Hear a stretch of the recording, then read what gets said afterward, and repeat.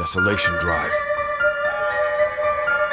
As Mark cruised along the winding, desolate road under the ghostly moonlight, he feel an eerie chill crawling up his spine. The barren landscape on either side was an abyss of darkness, with not a single sign of civilization in sight. The radio in his car had long lost its signal, leaving him with only the distant hum of his engine and the echoing howls of the wind. With each passing mile, Mark's sense of isolation grew.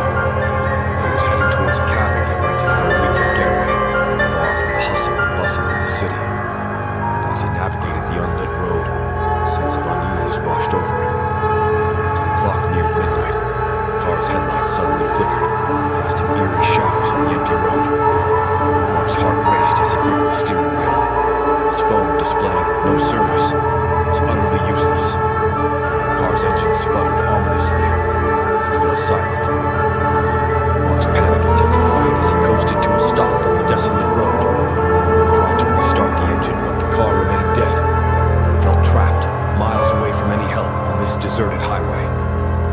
A sense of dread settled in as he realized there was no other option but to venture out into the darkness and seek assistance. As he stepped out of the car, the frigid night air clung to his skin. The only source of light was the faint glow of the moon and the shimmering stars above. Mark hesitated, but knew he had to find help. He locked the car and began his journey down the road. The silence was deafening, broken only by the crunch of his footsteps on the gravel. Mark's imagination began to play tricks on him, conjuring up eerie figures in the shadows. He quickened his pace, determined to reach the nearest sign of civilization. After what felt like an eternity, Mark spotted the dim outline of a small, dilapidated gas station in the distance. It was the only building he'd seen for miles. He cautiously approached, the flickering fluorescent lights buzzing ominously. The gas station seemed frozen in time, with ancient pumps and peeling paint. Its only inhabitant was an elderly attendant who sat motionless behind the counter. Mark's calls for help went unanswered as the attendant stared into the distance with hollow eyes. Suddenly, a distant cry pierced the silence. Mark's heart pounded and he rushed outside to investigate. The sound led him to a rickety shed in the back of the gas station. What he found inside would haunt him forever. Hanging from the rafters was a lifeless body, swaying gently in the breeze.